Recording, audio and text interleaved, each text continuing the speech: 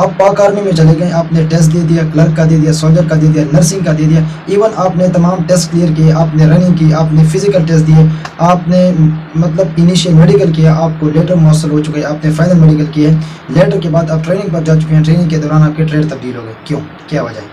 क्या इस तरह हो सकता है? बिल्कुल हो सकता है, क्योंकि ट्रेनिंग के दौरान आपके दोबारा कुछ मेडिकल्स होते हैं, कुछ आपके टेस्ट्स होते हैं, ठीक है, तो उसके बाद आपके कुक के लग जाते हैं, टेक्नीशियन के लग जाते हैं, एमई के लग जाते हैं, मुख्तलिफ किस्म के कुछ कैंडिडेट्स के ट्रेड वहाँ पर चेंज हो जाते हैं। तो ये तमाम तर इन्फॉर्मेशन इस वीडियो में, अगर चैनल पर पहले सब्सक्राइब कर दें, बेल के आइकन को प्रेस करें, ताकि हम बार बार मिलते रहें और एक दूसरे को ग्रो करने में मदद करते रहें। तो चलते हैं इस वीडियो की तरफ।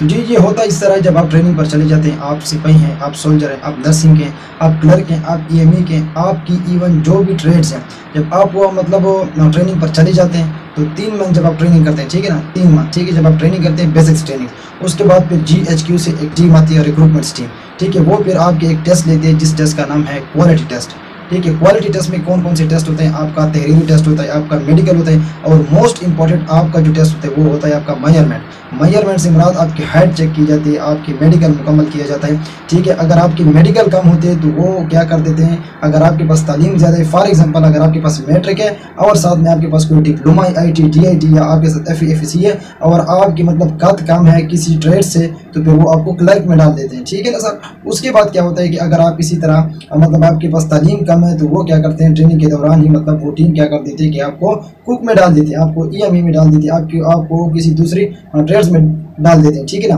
तो वो एक स्पेशल टीम आती है हर सेंटर पर, हर भर्ती रिक्रूटमेंट सेंटर पर आती है मेन GHQ से।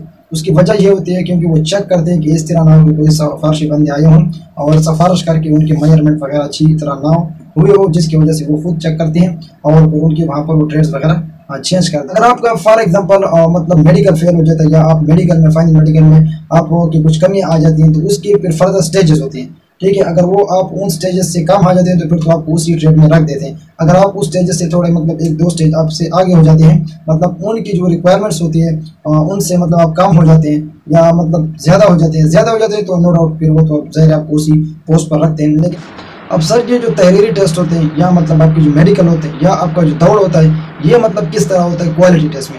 तो जी ये मतलब जो आपके इनिशियल टेस्ट हुए होते हैं भर्ती सेंटर में या मतलब ट्रेनिंग सेंटर में, जहाँ पर आप भर्ती के लिए फर्स्ट ऑफ ऑल जाते हैं, तो ये उनकी निस्बत थोड़े से मतलब नॉर्मल होते हैं, ठीक है। लेकिन अगर वहाँ पर भी आपसे ये टेस्ट फेल हो जाते हैं, फॉर एग्जांपल इंटेलिजेंस का फेल हो गया, रिटर्न का फेल हो गया, रनिंग में तो ज़ाहिर है वो तो आपसे फेल होगा नहीं, क्योंकि जब आप 3 महीने मतलब दौड़ते हैं तो वहाँ पर दौड़ में आप बहुत कम फेल होते हैं, ठीक है ना। तो इससे ये होता है कि वो फिर आपको फिर से चेक करते हैं कि इस तरह ना हो ये किसी फेवरेटिज्म से आया हुआ हो, और मतलब यहाँ पर फेवरेटिज्म से मतलब इसकी पोस्ट लगी हो, तो वो मतलब अपने शक और शुबात को दूर करते हैं। और क्वालिटी टेस्ट में आपके ये दोबारा टेस्ट होते हैं, और अगर आपको कोई भी टेस्ट फेल हो जाता है तो वो चेक करते हैं। अगर आप कुकिंग के निस्बत से ठीक है तो फिर वो आपको कुक में डाल देते हैं, या फिर आपको ट्रेनिंग सेंटर से रिजेक्ट कर देते हैं। लेकिन इसमें रिजेक्ट करने की जो पॉलिसी वो बहुत कम करते हैं, ठीक है ना। 100 में से फिर 1-2 का बंदा हो जाए तो ठीक है, नहीं तो बहुत कम होते हैं। तो मैं आप सब कैंडिडेट्स को ये बताना चाहता हूँ कि आपने इस टेस्ट को लाजमी क्लियर करना होगा, ठीक है ना। अगर आपने क्लियर ना किया तो आप उधर ही ट्रेड्स को चेंज कर देंगे, ठीक है। बाद में फिर गिला शिकवा ना करना, अभी से खुद को तैयार रखें, ठीक है। और वैसे भी अगर इंसान एक चीज़ को याद कर लेता है तो 2-3 साल तक वो आपके जहन में बैठ जाता है, ठीक है। तो जो भी आपकी इनिशियल टेस्ट हुए आप उनको दोबारा से रिवाइज कर सकते हैं, ठीक है ना। तो तहरीरी टेस्ट, रनिंग्स, मेडिकल, ये आपकी क्वालिटी टेस्ट के दौरान ये आपसे दोबारा लिए जाएंगे, लेकिन इनके बनस्बत वो बहुत आसान होगा। अब ये जो रिजेक्ट का प्रोसेस है इसको भी सुन लें, ठीक है ना। अब एक बंदा है, उसकी सिलेक्शन हुई GD पर, ठीक है। GD के लिए जो हाइट की जो रिक्वायरमेंट है 5 फुट चेंज, जब क्वालिटी टेस्ट वाले जो टीम होता है जब वो उसका टेस्ट करते हैं, उसका मेजरमेंट करते हैं, उसका 1 इंच कम हो जाता है या 1 फुट कम हो जाता है, फुट तो खैर बहुत कम होगा, लेकिन 2 इंच 3 इंच मतलब उसका 5 फुट 4 इंच हो जाता है या 5 इंच हो जाता है, तो इट्स मीन कि ये GD सिपाही भर्ती नहीं हो सकता। अब अगर उसके पास इंटर है, उसके पास कोई कंप्यूटर का डिप्लोमा है, उसके पास FE FEC है, तो वो देखते हैं इस बंदे का ट्रेड चेंज कर देते हैं और उसे क्लर्क में डाल देते हैं, ठीक है ना।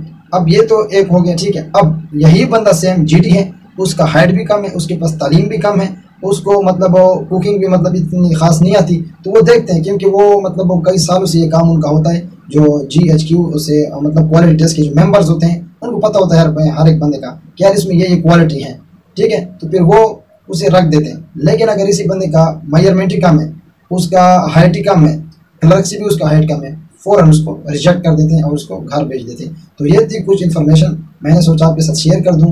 खुद को पहले से प्रिपेयर रखें, ठीक है, अपने जहनों को बिल्कुल फ्रेश रखें, जो भी आपने चीज़ इनिशियल टेस्ट में दी है कोशिश करें उसको आप दोहराएं। अगर आपके पास वो कोर्स नहीं है मुझे बताएं, मैं आपको ढूंढ कर दे दूंगा, ठीक है, लेकिन मुझे थोड़ा उसमें मेहनत करना पड़ता है, ठीक है ना। अगर ऐसा ना हो मैं मेहनत भी करूँ और आप फिर उसको पढ़े भी नहीं, फिर भी कुछ फ़ायदा नहीं है, ठीक है ना।